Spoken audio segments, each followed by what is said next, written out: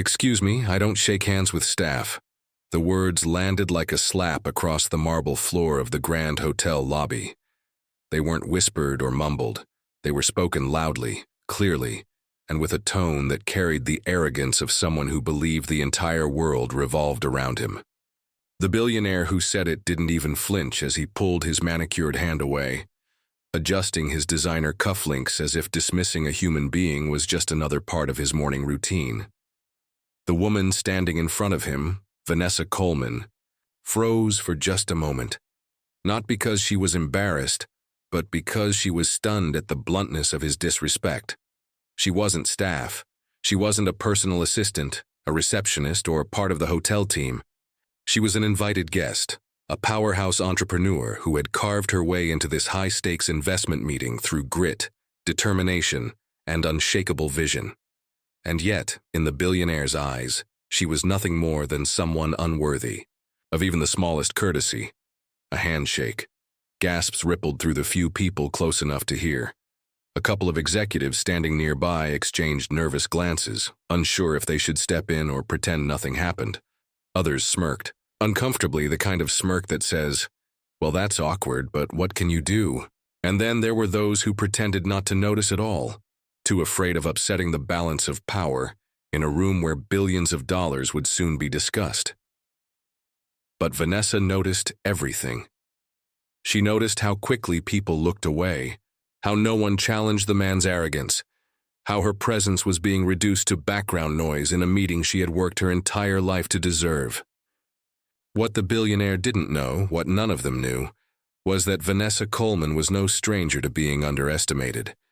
She had grown up in a modest neighborhood where opportunities didn't come knocking on doors.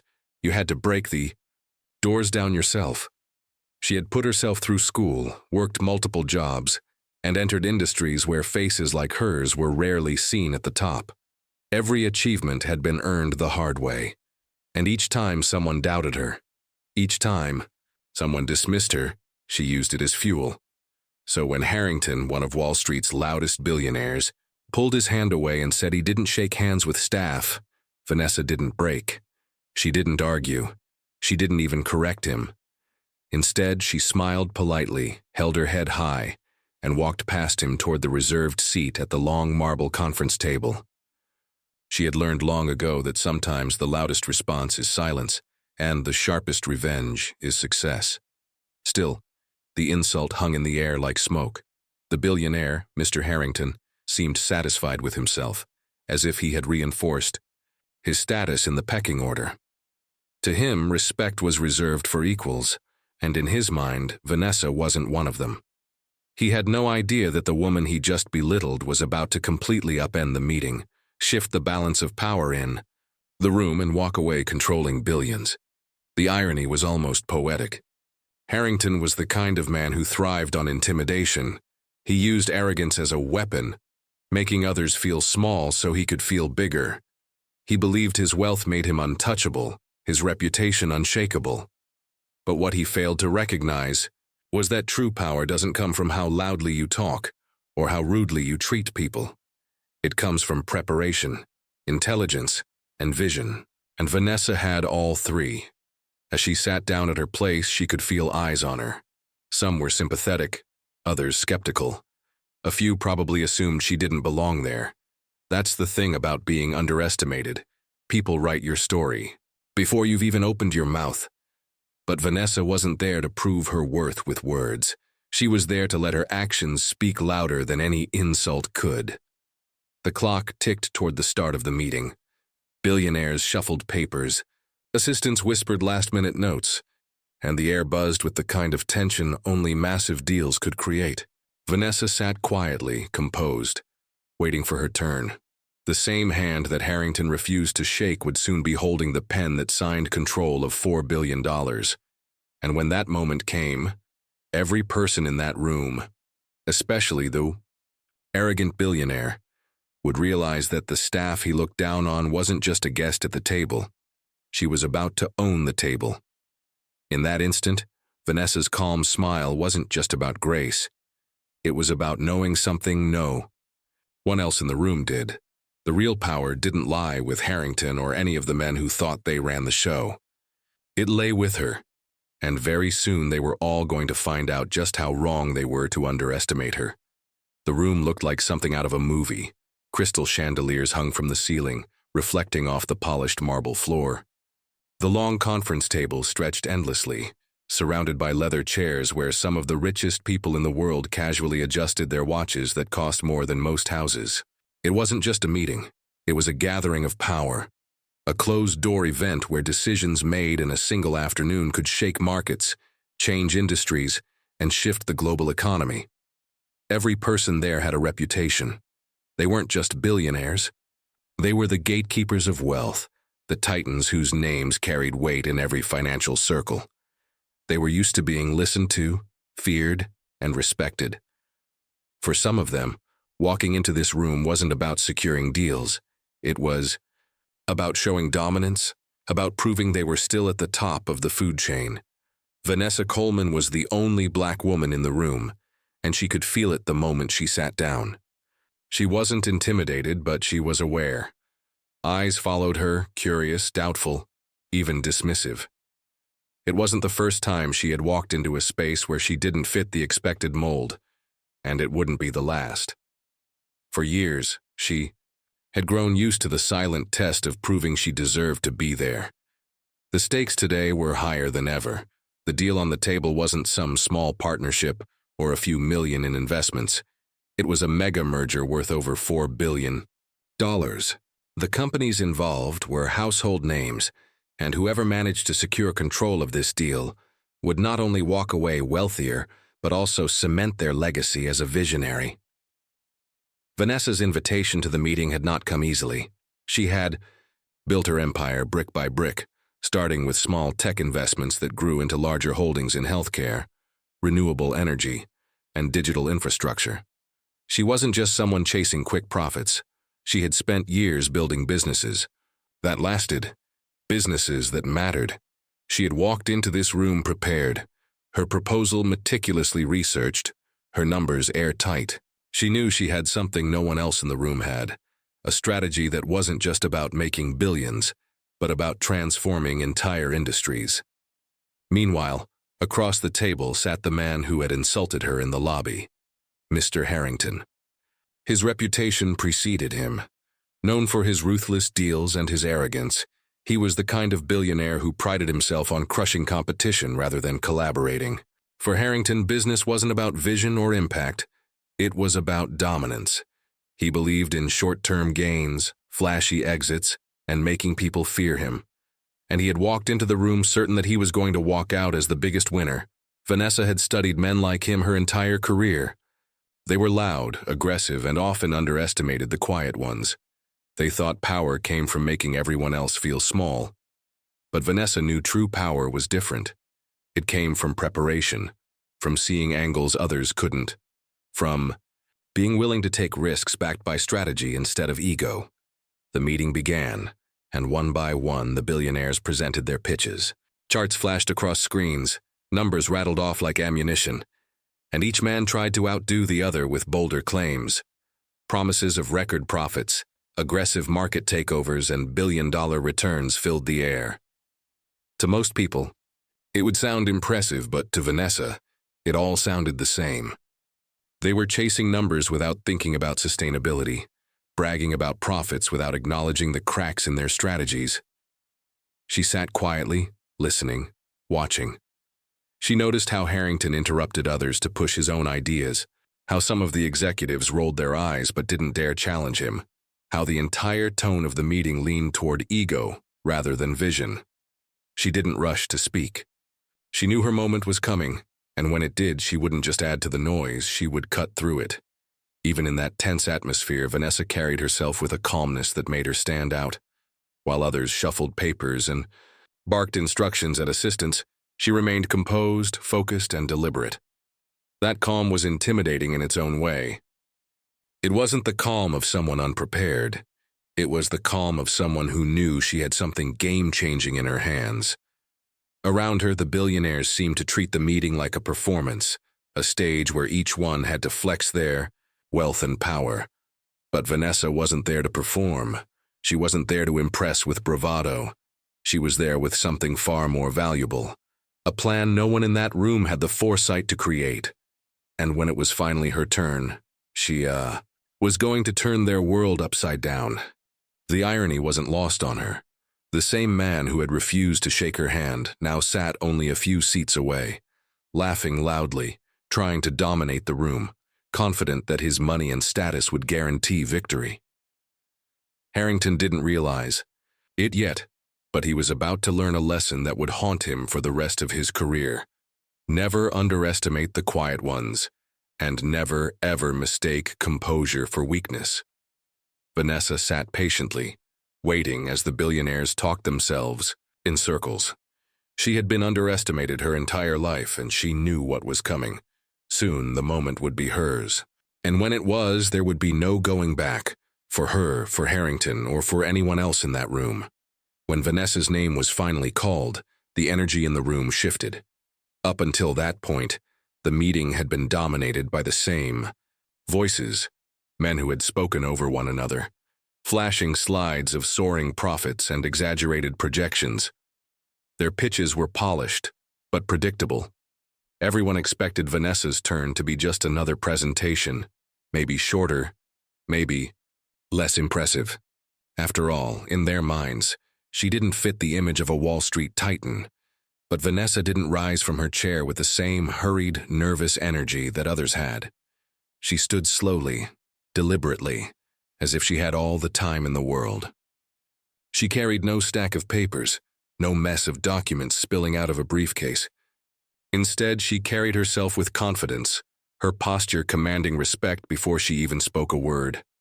The room quieted, not out of courtesy, but out of curiosity. She began with a calm but firm voice that cut through the lingering chatter.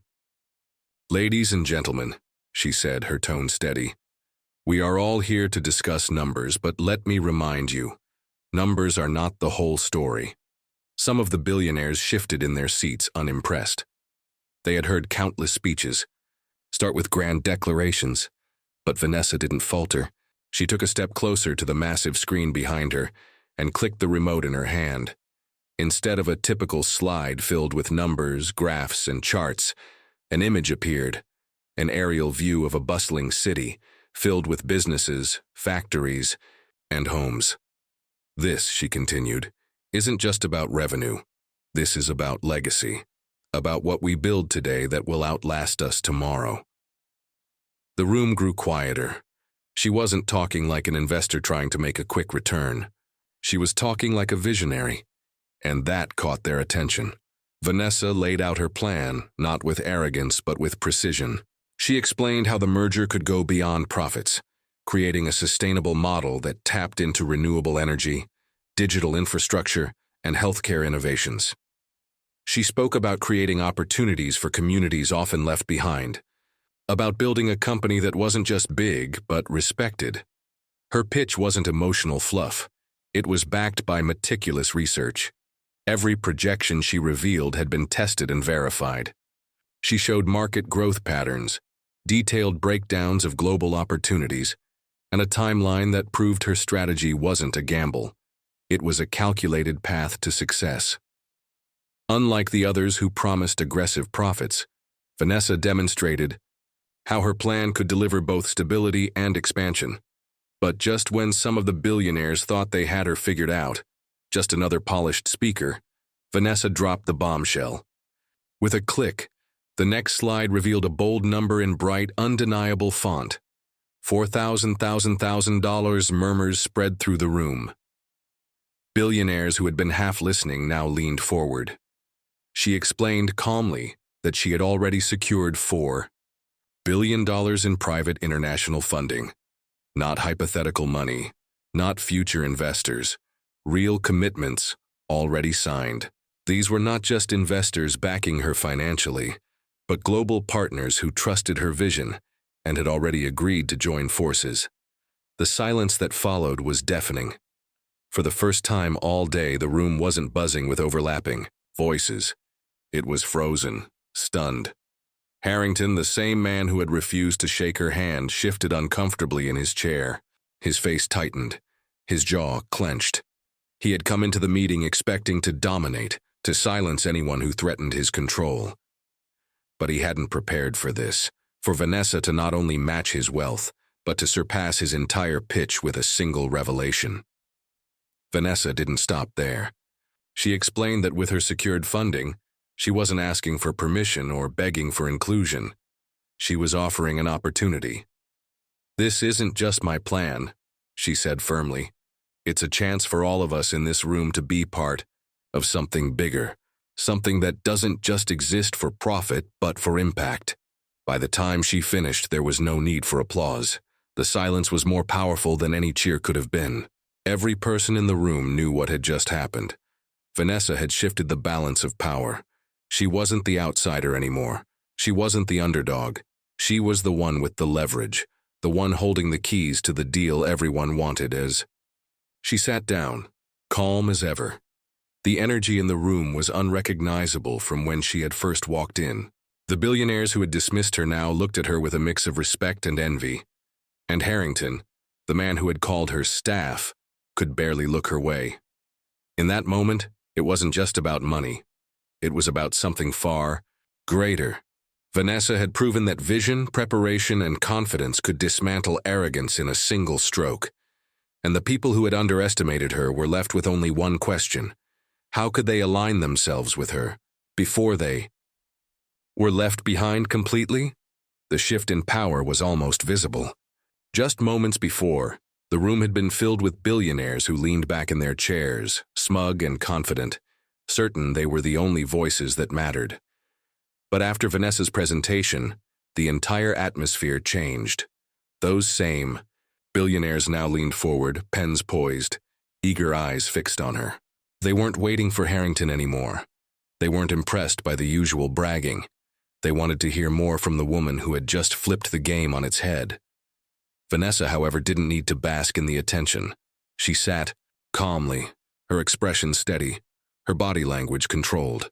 She wasn't chasing approval, she had already earned it. The room might have just realized her power, but she had known it all along. Then came the moment that everyone would remember. Harrington, the man whose arrogance had sparked it all, tried to recover.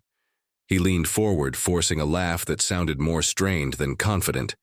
His hand, the same one he had pulled away earlier in the lobby, now extended toward Vanessa across the table. His voice was smoother, almost apologetic, as he said, "That was impressive. I think we should talk. Perhaps we can align our efforts." The irony was almost too rich. The billionaire who had once dismissed her as staff was now desperate. To connect, his hand outstretched like a lifeline. Every eye in the room shifted between him and Vanessa, waiting to see what she would do. Would she accept his gesture, smooth things over and play along? Or would she remind him of his words? Vanessa didn't hesitate. She offered a small, polite smile, the kind that carried far more weight than anger ever could. Then, with a voice that was calm yet sharp enough to slice through the tension, she replied, "I'm sorry, Mr. Harrington.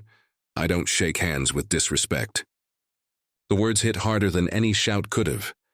For a moment, the entire room froze. Some of the billionaires blinked, unsure if they had heard correctly. Others covered their mouths to hide the grins forming. A few even dared to glance at one. Another silently acknowledging that they had just witnessed something legendary.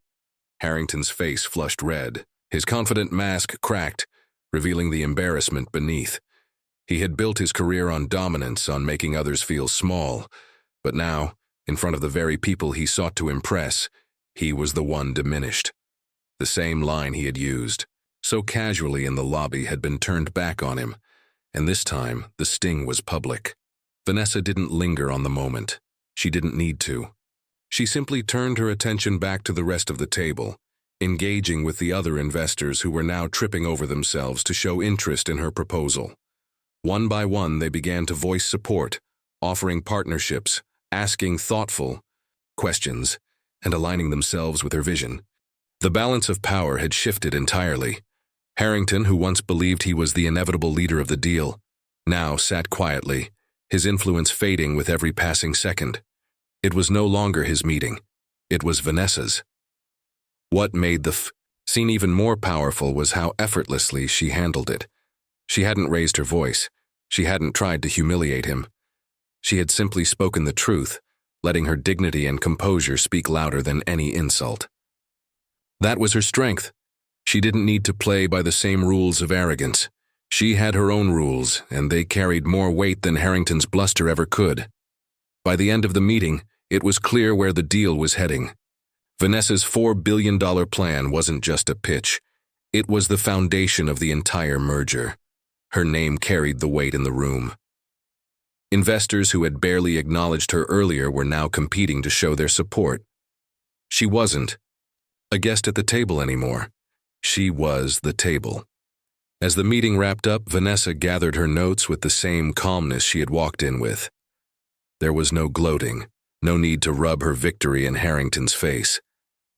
The silence of the room, the looks on the faces of the billionaires, and the knowledge that she had just redefined the power structure spoke louder than anything she could have said. Harrington tried once more, offering a weak smile, but it was too late. His empire of arrogance had crumbled in a single afternoon, undone not by a rival billionaire, but by the very person he had dismissed without a second thought. And that, perhaps, was the most painful part for him. That he hadn't just lost control of the deal. He had lost the respect of the people who mattered most. Vanessa walked out of the room with her head high, the same calm smile on her face. To the outside world, it might have looked like just another business meeting ending. But for everyone who had witnessed it, they knew they had just seen something rare, the exact moment when arrogance collapsed and true power revealed itself.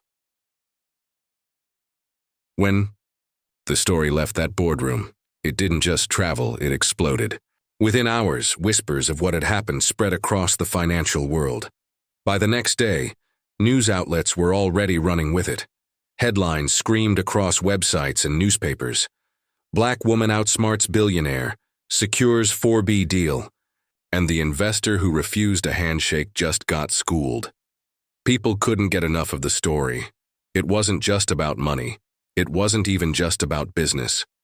It was about something much bigger, the way arrogance had been shattered by grace, and the way a woman who had been underestimated turned the tables in front of the most powerful people on Wall Street.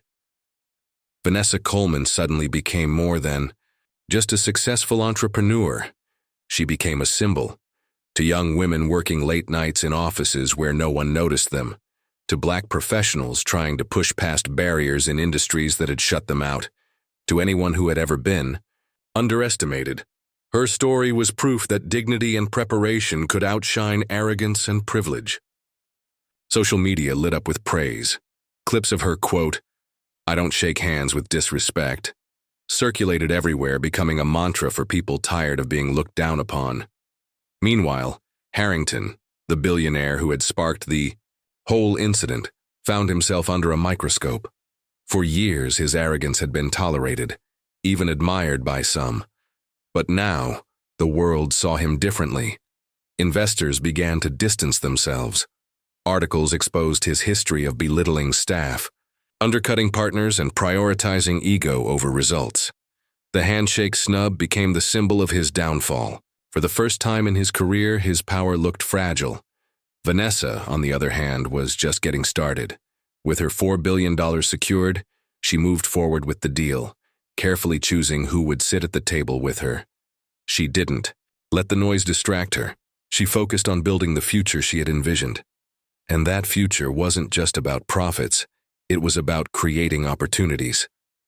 She made sure minority-owned businesses were included in contracts. She pushed for sustainability measures in operations. She didn't just want to build wealth. She wanted to build something that mattered. Her rise wasn't about revenge, though. It would have been easy to see it that way. She didn't use her platform to drag Harrington or gloat about her victory. Instead, she used it to speak directly to the next generation.